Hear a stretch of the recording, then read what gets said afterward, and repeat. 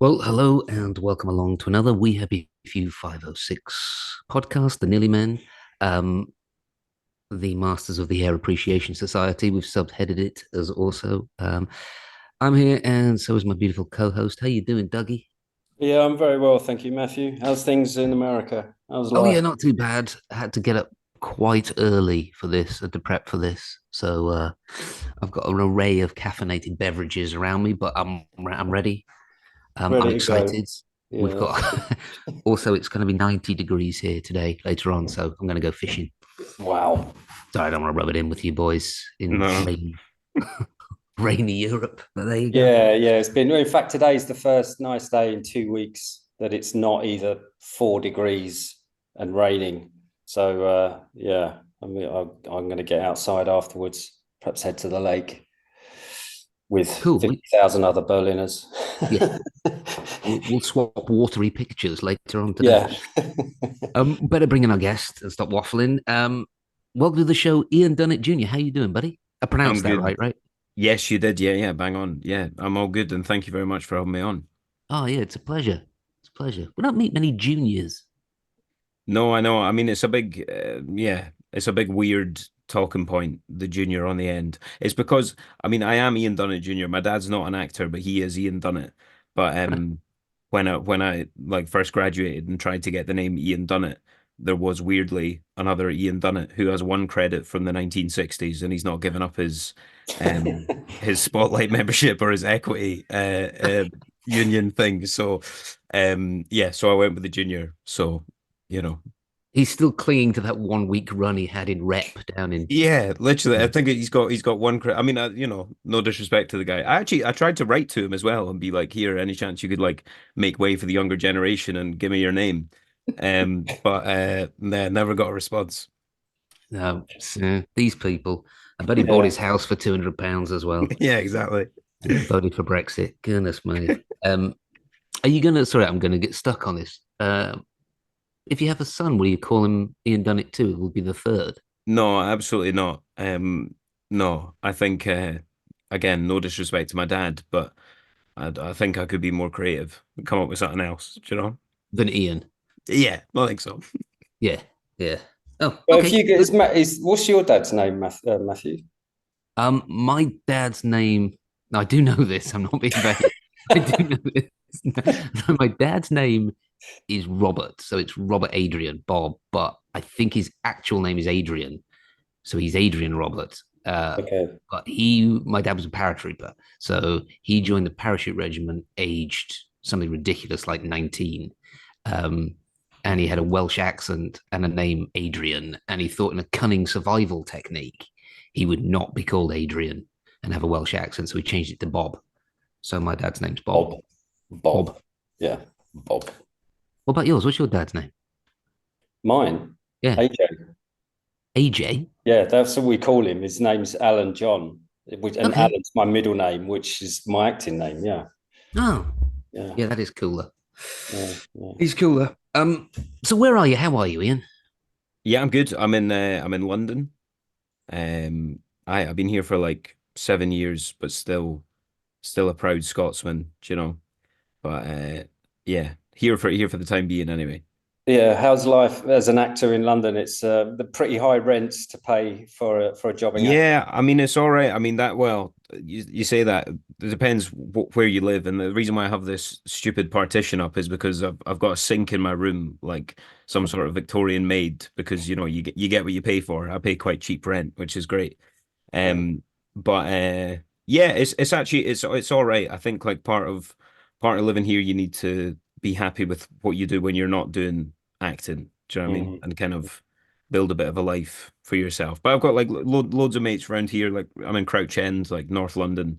Yeah, that's a And popular actor's spot back in yeah, the I, 90s. I They never all knew that started when we moving moved there. here either. It was just like Yeah. by chance, me and my flatmates just like found a nice place and we're like, oh, this is really nice. And then like you see like Simon Callow and James McAvoy walking down the street. So Yeah. Yeah. wasn't That's, intentional anyway.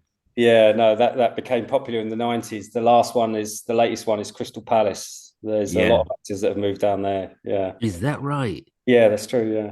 Yeah. Because I mean, I don't know about you. I just moved to Notting Hill and wasted all my Yeah, money in we all about six remember months. that. That was yeah. Yeah, that's because you all went around my flat. Let me tell you a story, right? This is you're going to get this as well, Ian, because this fraternity of brothers that you've become as the Masters of the Air guys doesn't go away. Yeah. They just follow you around for the rest of your life. There was a break in filming on Band of Brothers, and I went because I lived right in the center of Notting Hill, like right in the center. And it was during the carnival. We had like a week long filming. So I came, my family all live in America.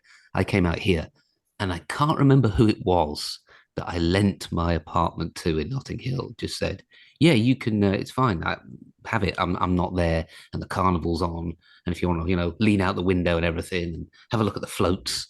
And I came back after that week long filming and we all went, I think it was Stansted Airport because we were all rallying there and then going out to shoot the all the stuff in Austria and Germany. So we were going out to Interlaken to do that. And when I got to the airport, like every cast member that was there, like Rick Gomez and Ross McCall and all these guys were like, "Hey, great apartment, man! Great apartment, great apartment." And I hadn't actually been back. I just went straight to the airport. And when I got back, my apartment just reeked of cigarettes, booze, and there were just black bags everywhere. Basically, just they hadn't even bothered properly clearing up. They just stuffed a bunch of crap in black bags and left the windows open as well, and just left. And there'd been a week long back in Alien just romp at my apartment. Yeah, that's the thing that I kind of noticed talking to guys from Masters of the Air, Ian, is that in between filming and I mean from 8 p.m. the night, in the evening till kind of 7 p.m. in the morning, our general hobby was to get as wasted as we possibly could for the full period of 10 months. And it seemed like the Master of the Air guys all relatively sensible. Was that your experience on the show? We had a good go at it. But I mean, like, because it was like COVID times as well, it was more difficult. I think it was all right when we were all away, like on location in Oxford or wherever. Like we could all, if we were all in the same hotel, that was good. But like you say, like the kind of breaks in between filming, everyone was just kind of trying not to get COVID well, I was anyway, just staying here, do you know what I mean? Staying in my flat and just kind of biding my time. What was it like filming? I just can't get my head around it. What it was like filming. I mean, something so monumental and massive. So you got this like huge, incredible show that you're part of, and then you're filming during like the weirdest time in modern human history. Is it like half dystopian, half like Monty Python? Like it got really ridiculous, didn't it? You know what I mean? Like, the things you couldn't do. I think like luckily for us, like it was, or when I started anyway, it was like the June of 2021. So we'd already had about like 12 or 14 months of lockdown of COVID, all the kind of, I don't know, precautions that you had to take, all the rules and everything. So I think like everyone was like pretty well versed in that already. And then I think certainly for me as well, I was just like delighted to be filming and have an excuse to like go out and see people and be sociable and all that kind of stuff. And I think I'm right in saying this towards the kind of end of the shoot as well. Like I finished in about November. So it was kind of over about 5 months. And like really towards the end of that, it started to ease up a little bit. So they were still pretty strict on set, like with the masks and COVID testing the whole time, which is, it seemed to work anyway. But like, outside of filming and everything, life was kind of going back to a bit of normality. So that was, it was welcome after 5 months or whatever it was. Yeah. Yeah, being forced to walk backwards and all sorts of mad mitigation that you had to do during COVID. The more I think about it, I'm like, what were we doing? I don't know. The maddest thing, wasn't it? So you mind me asking how old you are? Yes, I'm 28 now, so I was 25 when we filmed it, which is, I was a much younger man than the guy that you played. Is that not right? So he would have been, let me work this out. He was born in 1916, was it? 16, yeah, that's right. Wow. So he would have been 26, maybe 27. I think. Yeah, probably, yeah. So yeah, probably like the age I am now when he was actually there. Yeah. I mean, relatively old for one, a B-17 crew member and a navigator. He was the navigator, wasn't he? I got that right. Yeah. Relatively old. So I sort of had a couple of questions around that. I mean, I don't know how much you knew about the man before you played and how much information you were given and everything. And I wondered whether you knew much about, because he must have had a life before. He was one of the only guys that actually must have had a life before. The other guys were so young. Do you know what I mean? It was Yeah. like, you're Yeah. 19, you're 20, you've done nothing. Maybe you've been lived on a farm. Suddenly, you join the Air Force. Yeah. Do you know about the life that he had before? Was he Well, married? Was he? Did you get a lot of information about him? Because everyone else has got, or some of the cast, and we got it as well, like little folders with, information about them and where they lived and what they did. Did you get any of that, Ian? Or yeah. Well, so I actually remember like when I first auditioned for Bailey, it was like I think all I got was like a little photo of him that was on the 100th Bomb Group archives or whatever, Mhm. and it said that he was from New York or Long Island, one of the two. And then as I went through my audition process, that seemed to have disappeared. And then in the emails, it just said, General American, General American. I was like, I'm sure I read that he was from New York or Long Island. I'm obviously wrong, but that was literally all I had to go off. There was nothing else. And then when I turned up on, you know was this during? It was maybe like 3 or 4 days before we started filming. Um, Helen, the one of the accent coaches, was like, "Okay, so your guy's from Long Island," and I was like, "Oh my God, right? That is right. He is from Long Island." And obviously, I'd kind of made my piece about doing like a kind of general American accent, Right. whatever that is.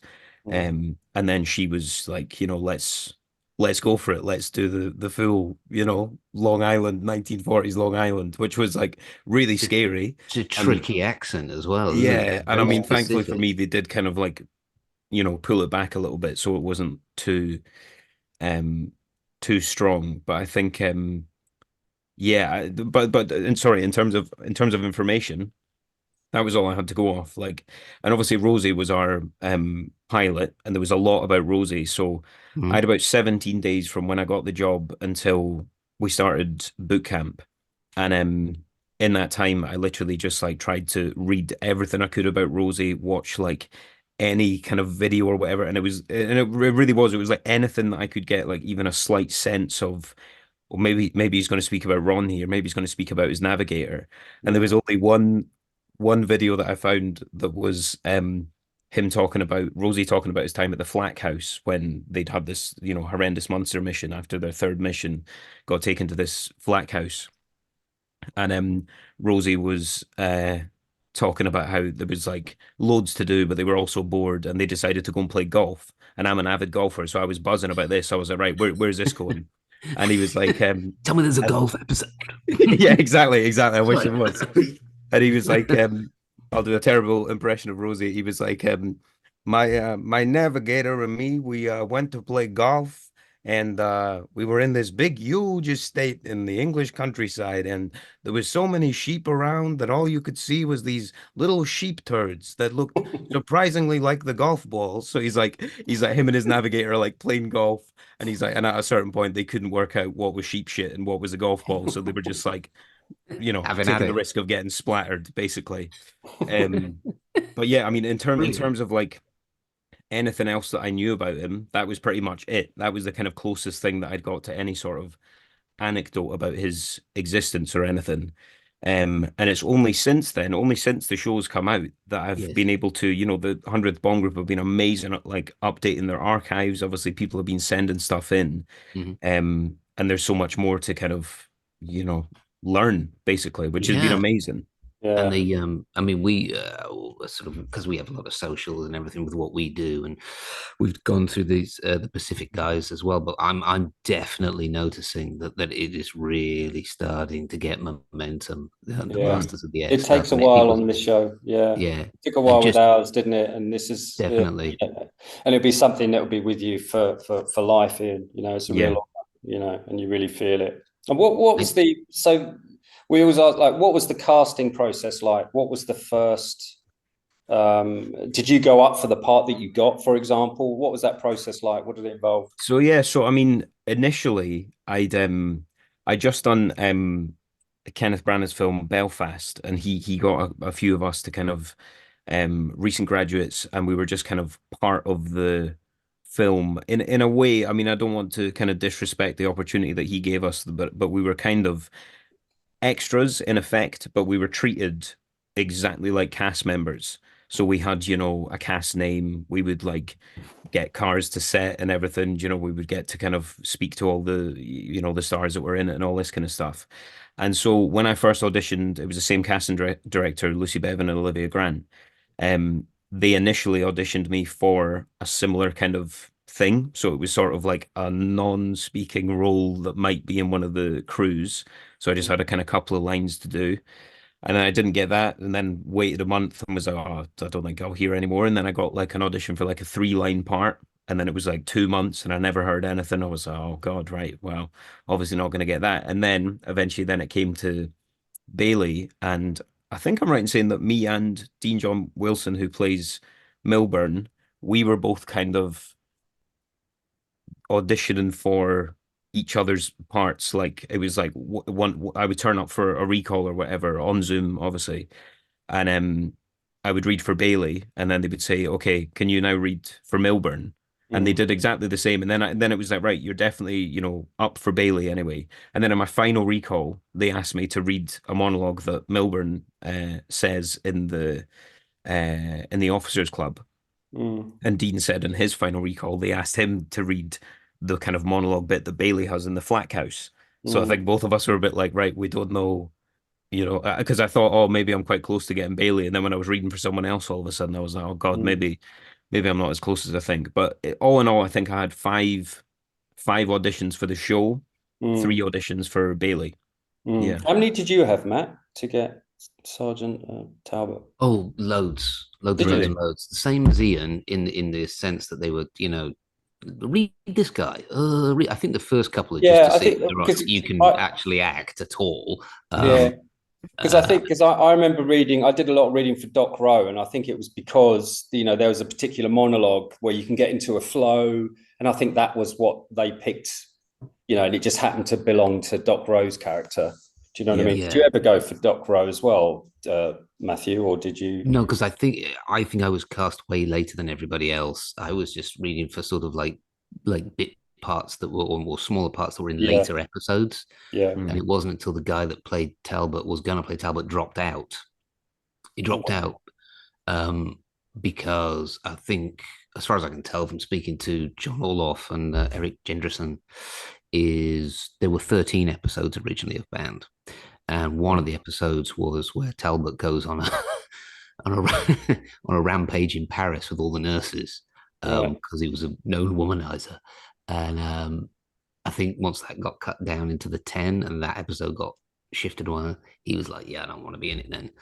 And so Wow. that just What a came up. mistake. So I was busy sort of bumping around, doing what Ian was doing, just like Mm. reading for this bit, Yeah. reading for that bit, maybe a little bit here, not quite sure. And And then was suddenly was in all one your episode, recalls on Zoom, Ian, or did you ever get in the room? No, I never got in the room. It was Yeah. literally all on Zoom. I mean, at that point, I think, yeah, it was like, suppose when would that have been? The end of 2020, and I went home to Scotland for almost a year. I actually still kept renting my flat here, but I went back to Scotland and stayed with mom and dad for like a year. So I did all my recalls from my bedroom in Scotland, and that was Yeah. it. So And did you have a sense then of what it was? Because apparently there was a code name for it. We've heard from other cast members. Did you know what it was that you were going up for by this point, or was it all secrecy until the very last recall, or how was that revealed to you? So I actually think my mate Lenny, who had some early auditions for the show when it was first casting to play like Clevin and Egan and all that kind of stuff, when they were kind of casting like the main four guys, let's say. I helped him with a tape for it, and I remember, I think it was just from him that I'd heard.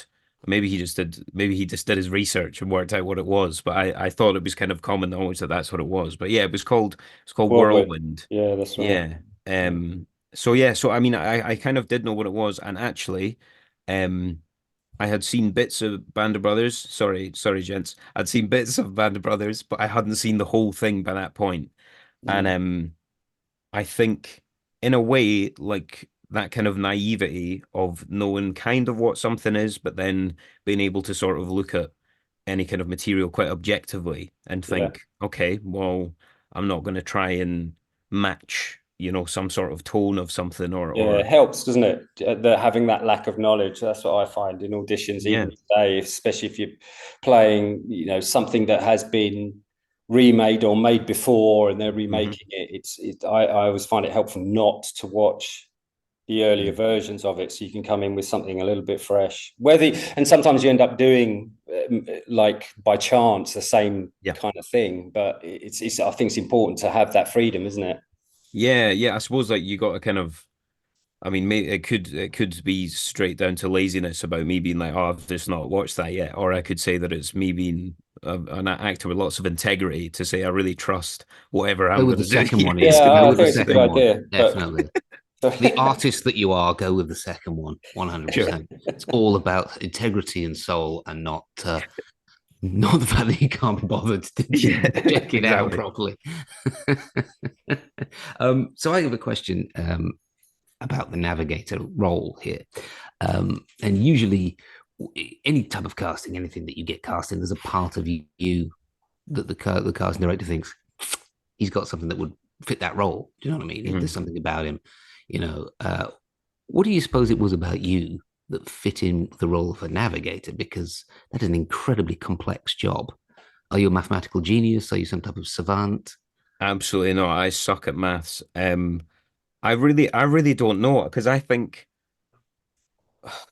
what like appealed to me, I mean, I was just delighted to be auditioning for it anyway. And I think when I got like the scenes for Bailey, I don't actually think any of them were in the plane. I think it was all about like, um, that he was quite kind of like he was quite funny. Do you know what I mean? And I quite liked that there was sort of elements of his humor coming through, even in this, massive like war story, like that there was somehow some room for like people's humor to come through. And I knew that he had like quite a lot to do as well, just from the auditions that I had. And I was like, this is class. Like this is amazing. In terms of the Navigator, I actually don't think I tried to do as much research as I could when I got the job.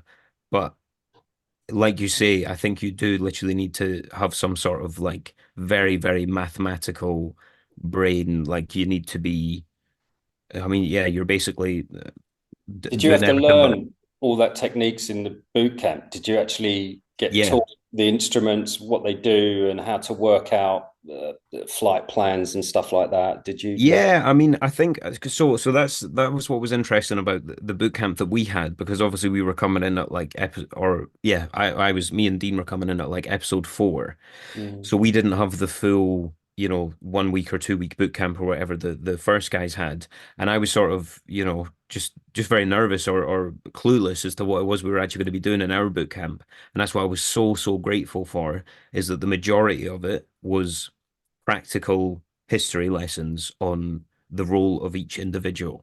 And I think it was only at that point. I mean, I won't lie as well. I think I actually don't think I could have ever got my head fully around what it is that they do. And I guess like from the boot camp, you get your little navigator briefcase, and you can sort of look through it and see the maps and see the logs and have a look at the instruments and stuff. Um, but yeah, I would say like it's definitely not for me anyway, one of those things where it's like if you play a violinist in a film, then you're all of a sudden you know how to play the violin at the end of it. Like if you had me navigating a plane, like no chance. Do you know what I mean? Yeah. So was it one of those things where you lied on your CV and told people that you passed maths at A? I was like, yeah, I'm a and... World War II navigator. That's actually I what mean, I that's do. not as it's not as common as Wow. horse riding. I think everyone lies Yeah. about riding a horse. Exactly. Yeah. And speaking French as well. I don't know what that's about. Yeah. I think I remember my agent called me up and going, "So you speak German? So tomorrow during the," I was like, "Did I say I spoke German?" And I remember saying I spoke. Yeah. I can do a comedy German accent. Is that the same thing? I don't think it is. Yeah. So I come up with a new segment. Yeah, you might like this. I don't know. I'll just backtrack. So, but it's a coping mechanism, isn't it? Being funny, especially during stress. So Yeah. that's Well, it something was that for you you. really understand as a person. That like, if this was me, I think I would have been cracking jokes all the time. There's a lot of it in a lot of the sort of shows and stuff that you see. There's a lot of it in Pacific. There's a lot of it in Band where you got like Lars is doing impersonations and everything. It's a very I don't know. It's a very sort of like manly way of coping with a situation under great stress is to make a bunch of jokes. Yeah, 100%. And I think that's what was so like amazingly written by John Orloff in that kind Mhm. of Oh, the don't scene encourage in. him. Don't encourage Orloff. Gee, I got to speak to him later. Ego the size of San Francisco as it happens. I'm cutting that bit out. What the writer who will remain nameless did Very good. so well though. Honestly, like I just that's what I thought was so beautiful about that kind of section in the flat house where Bailey sort of starts by kind of telling this joke about, you know, Rosie all of a sudden he's off his head and he started singing when we're in the plane, and then the kind of, you know, the gravitas of the situation and him sort of realizing, Bailey realizing in the moment like what that actually meant. Do you know what I mean? It's sort of like a full circle moment where he's like, here we are to kind of have a laugh, and you know, from everything that we kind of gathered from the actual guys' times there, other than Rosie, I think the rest of them actually had a pretty good time. Just, you know, letting their hair down, having a laugh, like pissing around, which was amazing for us to film. But then I think you're absolutely right. I think that was a sort of very good depiction of that kind of making light of a very bad situation or a very traumatic situation. And yeah, I'm very grateful for that, that the character was so like fleshed out, that it wasn't just, you know, here's your man coming in to tell a one liner and then he's away. Like I think it was like, you know, he was an integral part of all of this. And yeah, you can have both. Do you know what I mean? Yeah, Sometimes showing in the that same sort of, breath, you know? yeah, that sort of, is it more kind of humor, mortuary kind of humor sort of Yeah. thing. Yeah. Yeah. Yeah, gallows humor. Gallows Or you humor, call it that's the phrase. B-17 humor. That's what we Yeah. call. Yeah, gallows humor, that's it. Yeah. I'm trial running a new segment Yes. of the podcast, Ian, and you're my guinea pig. But you seem like you might be the perfect character for this, and it's called "Shout Out to a Bully." So this. Well, Why you I'm said going with I Yeah, need to see where you're going we're with wait, both this. wait, guinea wait, pigs wait, in this, wait, Ian, because I have no idea wait. where he's going with this. This is what Matthew does. So, where am I going with this? Hang on a second. All right, so there's a moment in which you've been watching the show where you just think, I'm part of something incredible here. I am something incredible that is going to last and last and last and have a legacy.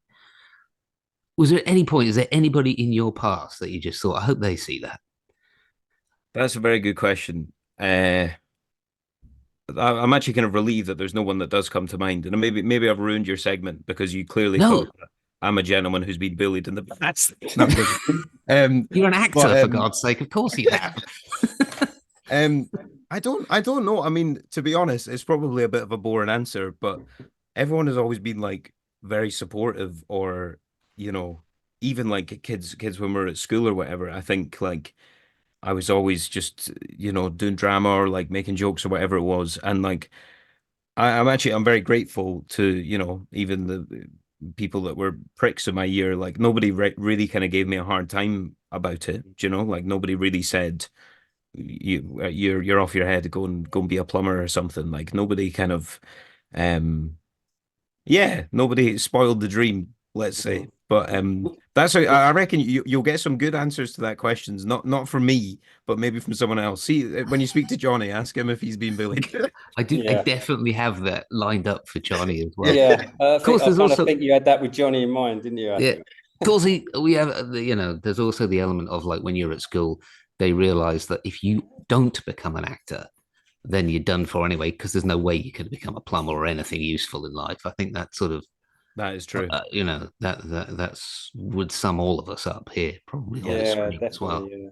You're definitely going to Well, I pretend for a was, living. yeah, I didn't get into it till I was 27 anyway. Oh, But really? Wow. yeah, I hadn't exactly achieved anything up until that point. So Yeah, What this did is you do before that? Did you have he was a like functioning member of society, unlike the rest of us here. yeah, I'm well, I afraid. doubt that. I know I started out as an apprentice carpenter. That's what Right. we do as a family business, going back like 5, 6 generations. I only did that till I was about 21.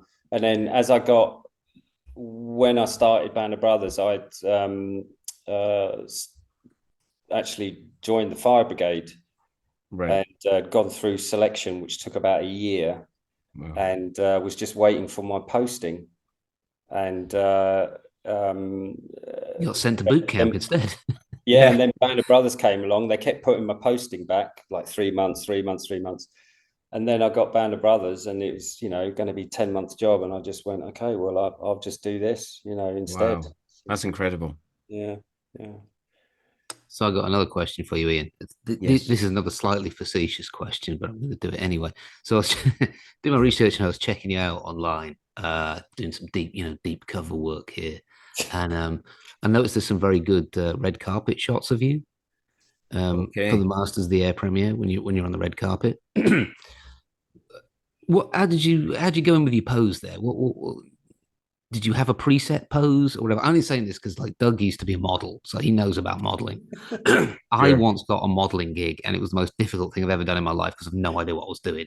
I like forgot how to stand or Yeah. do anything. I could fold my arms or put my hands on my hips. That was about it. Yeah. Over and over again for a whole day. Yeah. Doug's a natural, so but like, what pose did you go for? I mean, probably quite a bad one if you really zoom in on those It's a photos. pretty But good one, actually. I'm looking at it here. You got like this kind of, is it like a rusty colored suit, and Yeah, yeah. you look very smart, with the Well, that's beard good. going That's all. on. That's all I can hope for. That's all I can hope for. But no, luckily for me, there was a big queue to the red carpet, so I just watched what everyone else did, and it's over in about 6 or 7 seconds, and then you're like, It's right, terrifying though, isn't it? When you're in yeah, the queue and you've got because there'll be a little mark on the ground that you have to stand, and then all these flashes go off. Yeah. and yeah, everyone's shouting at you as well, aren't they? Oh, hey, Yeah, oh, hey, hey, yeah, hey, over here.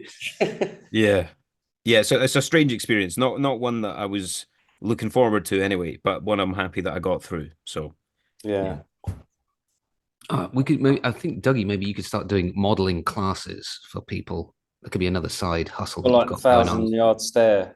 Yeah, I yeah, do the that a 1,000 lot yard just because stare. I kind of drift off mid conversation quite a lot. So Yeah, that's you happened always without go my with the knowledge. Doug Allen, don't ask me a question or I'll deck you look on your face.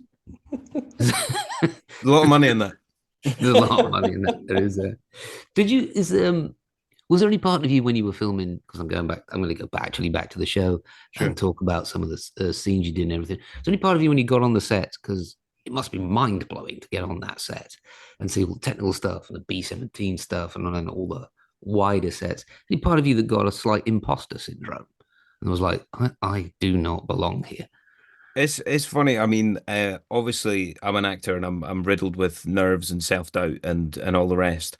But that was actually the first time that I didn't feel that Oh, right doing on. a piece of acting work, which was amazing. So I remember the very first scene that we shot was this is literally my first day. It was the end of episode 5 when Rosie's crew come back and Stephen Campbell Moore playing Red Bowman is asking Bailey, saying, right, what about this plane? Have you got notes on this plane or whatever? And I basically just say, no record, no record, no record. Oh, that's a And great scene, then man. That's a great scene. it's a classic, That's again, a freaking great scene. Yeah, beautifully yeah, shot. yeah, yeah. In terms of just the story and the look of it and everything, after the kind of horrendous things that you've seen for all of that episode, for it to come back to a room that was previously bustling and filled with people, saying, I saw this plane, I know what happened here, arguments, all sorts, to just have one singular little cell of a crew sitting there kind of just traumatized by it and somehow having to go through the same procedure, I thought was amazing.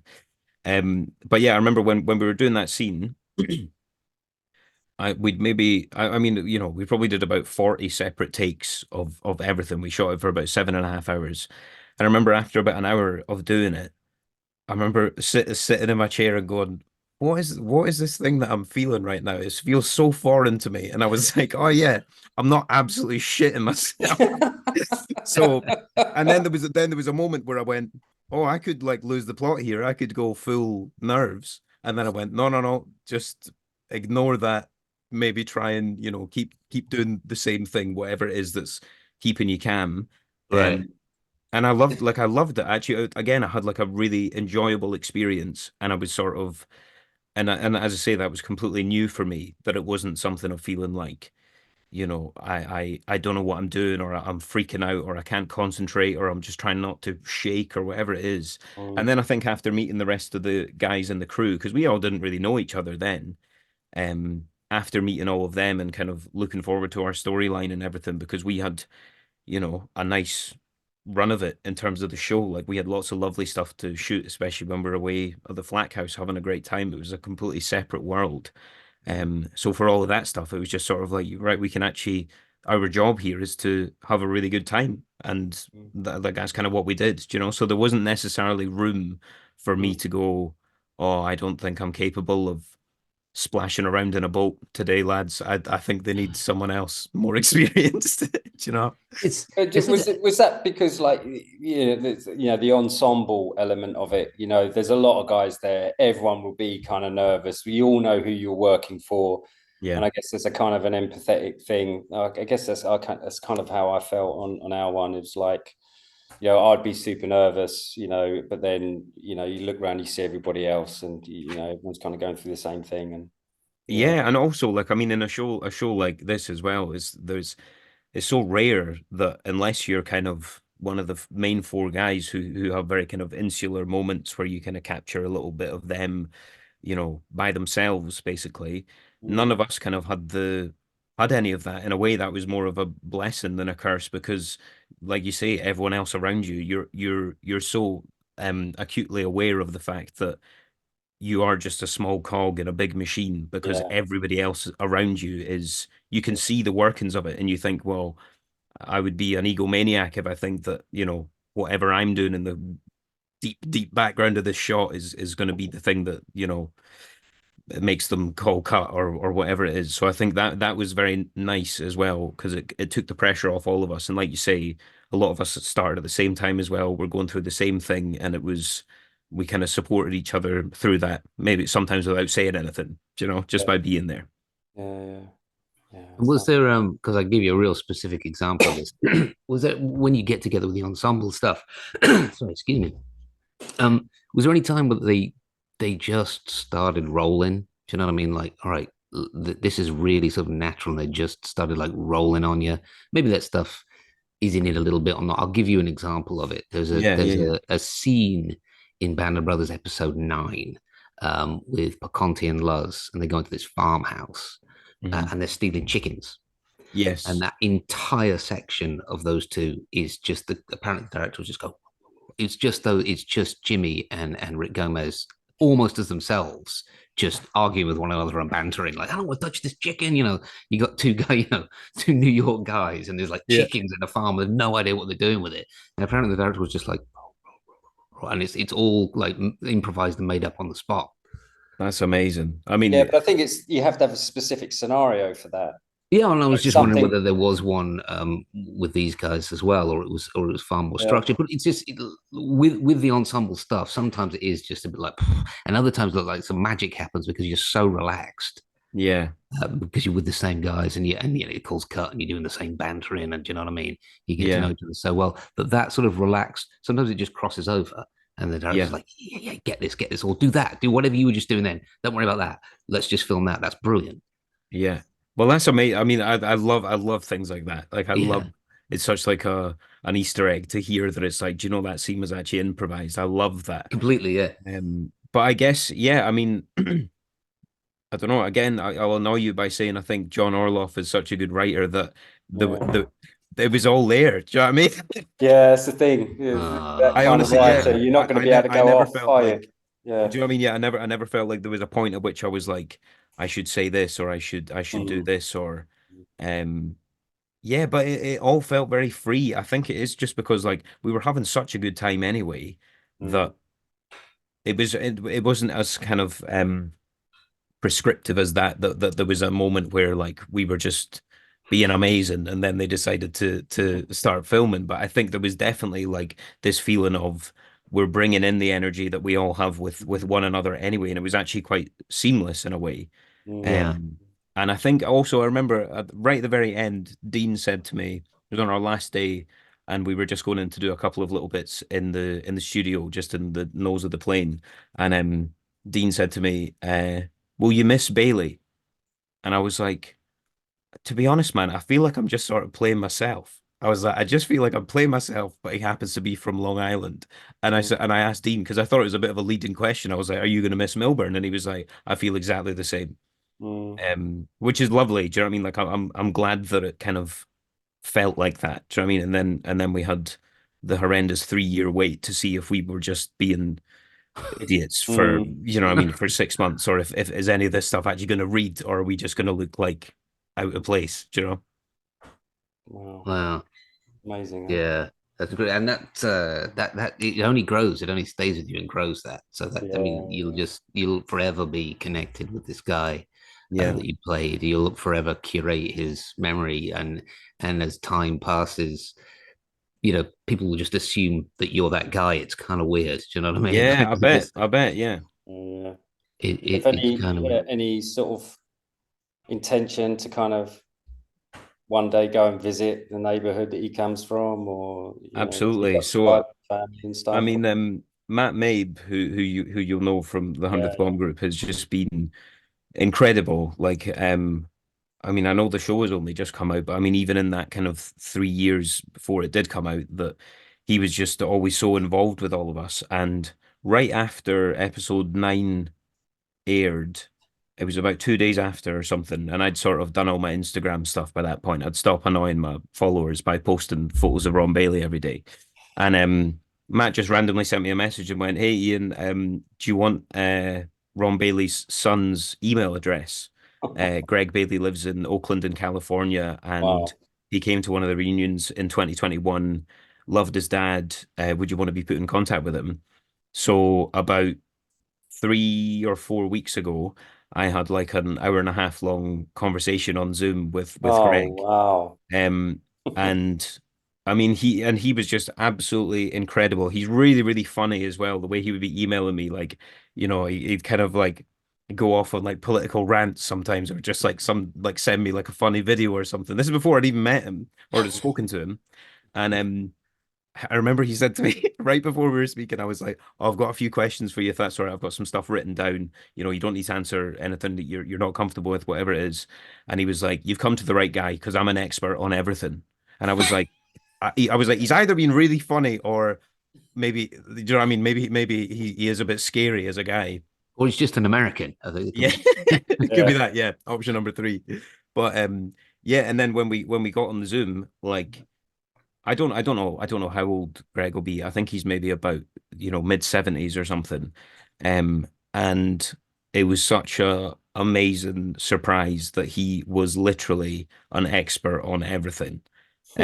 Like he knew so much about like World War II, about the Air Force. He had like an incredible memory of his dad and about his dad's life before Greg was even born. Like he was telling me anecdotes that were like, yeah, probably 10, 15 years before he was even born. Like he was telling me stuff about his dad being like, oh yeah, in 1937 he took up sailing and he used to sail up from Long Island and like go up here, whatever. Wow. So, and I think it was just an incredible thing. He had loads of photos next to him that he'd like looked out and he was like, show me like, here's mom and dad on their wedding day.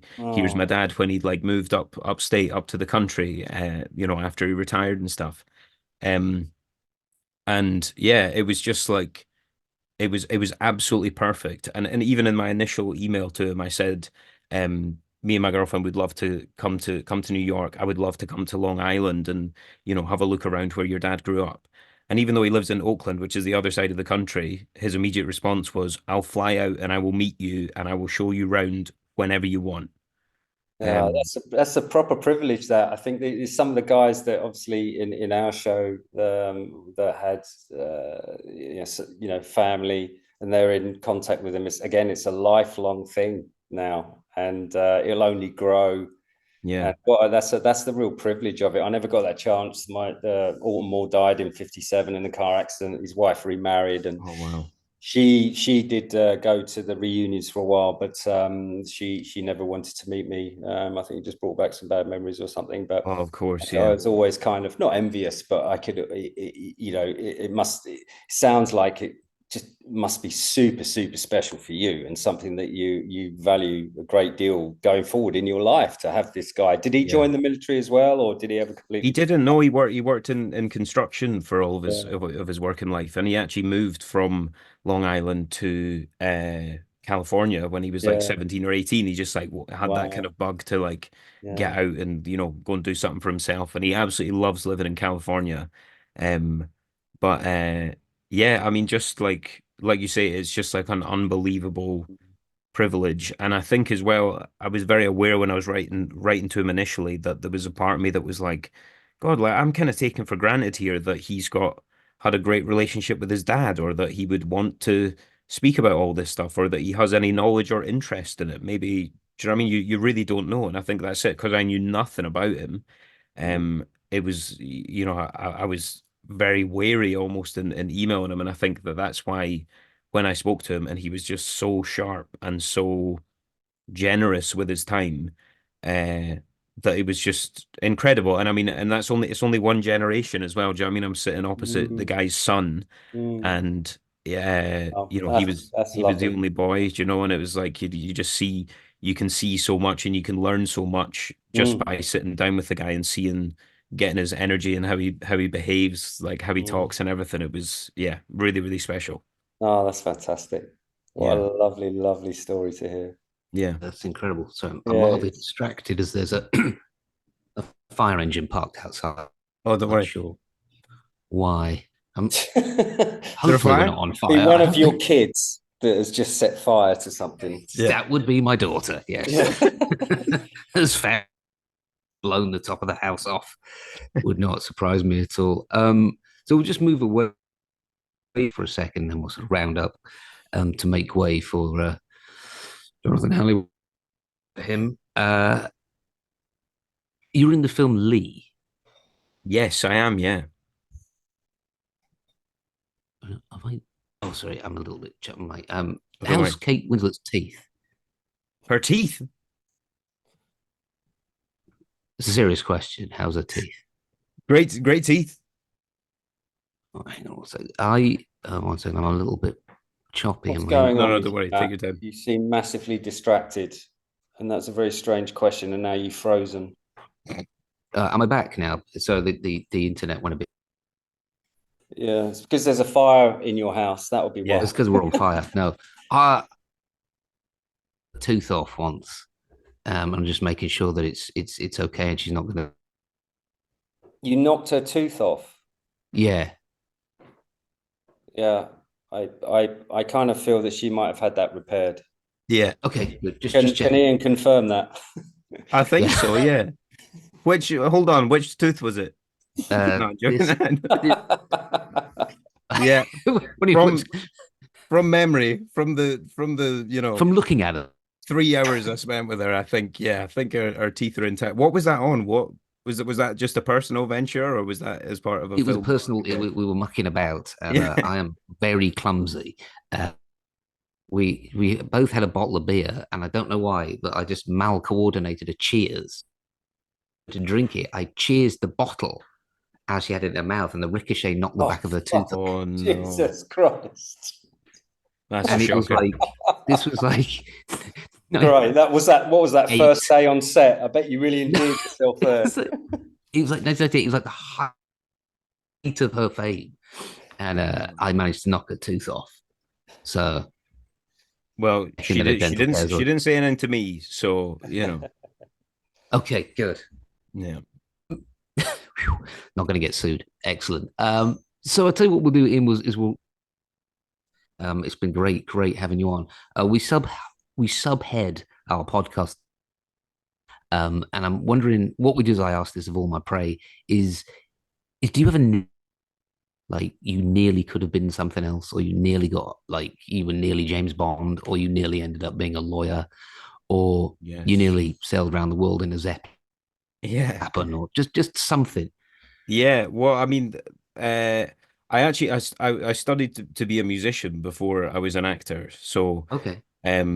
yeah, I did a classical piano degree in Glasgow before I went to drama school, and just mainly because I was 17 when I left school. I was just very young for my year, and yeah, when I left, I was probably too young to go to drama school, but I was young enough that I could still apply to do a music degree. And yeah, so I did 4 years as a classical pianist, a really, really, really bad one. Oh, But yeah, I really, I went through the mill kind of doing that because I think within the first week I was very aware that I was this frustrated actor and I spent a lot of time hanging around the actors as the sort of, weird piano student that was asking them what they did in movement that morning or whatever. Um, but yeah, I think, I mean, I work as a piano teacher now. That's what I do, like when I'm not acting. Yeah. Oh, right on. So I suppose I'm still kind of living a part of that dream anyway. But yeah, I think I would have gone into something to do with music if it wasn't for acting. Wow. Is the easy answer. That's a brilliant. That's a great thing to do as well in between acting gigs, because everyone has fallow periods, and it's always good for the head to get to Yeah, do something else. Otherwise, you just go nuts. But so, yeah. what was that? Would you have been like grade 8 theory and practice, or at the Yeah, end? so you needed to be grade 8 to like get onto the course, and I think I just passed my grade 8 about a month before I applied. So I Yeah. was always like just good enough to kind of apply or whatever it was. And I was in on the reserve list to get onto the course for like 9 months, and then they let me in like 3 weeks before it started. So I know that I was an early man anyway. But yeah, but I mean it was great. I'm super, super glad that I did it now. Yeah. But yeah, I think when I kind of graduated there and wanted to go and do acting, I wanted to kind of separate the two. Whereas Yeah. now I'm at you know, uh, time where I'm able to kind of, yeah, accept it a little bit more, that that's something that I can do as well. And Yeah, it's a um, great thing to do. It's a lovely thing to be able to play music. What a Yeah, it beautiful really instrument. is. And Yeah, where, yeah, my mum sorry, was a pianist. Yeah, that's lovely. might be the fire truck, but so my internet has been a bit choppy the last 5-10 minutes. sorry. Where do you, did I miss that? Say Where? again, sorry. Where do you teach the piano? Also, I go to kids' houses like around North London. So yeah, so I've got like 20 students that I'll see kind of Monday to Friday after school, which is great because it keeps the days free for staring into the abyss or playing golf or maybe an acting audition now and again, you know. But yeah, it's good. It's a good kind of structured thing that keeps Yeah, me, like you that's say, great. keeps me sane. That's a great thing to have, Ian. It Really. really is. Yeah. Yeah. No, I was just wondering because distractingly hot piano teacher. I don't know. I was just wondering. Don't know where I'm going with that either. Yeah, I don't know That's all where you're right. going. It's time to wrap this up before Matt totally loses the plot. All Brilliant. right, Ian, thank you so much for coming on. Thank you. Really cool. We'll have a private chat because we're going to get you on a tour as well. We'll just Yes. now. It's been great talking to you. Thank you so much. Thank you Yeah. so much for having me, gents. Thanks Really ever so appreciate it. much for coming on here. It's been a real Anytime you pleasure want to meeting come you. back on, let us know. Yeah, Thank definitely you. come back on when you got something else going on, and yeah, we'll see you on a tour. And yeah, Or it's just been a really. recital, one of those the Tom Yeah, and Jerry. exactly. That's right. I look forward to it. Thing.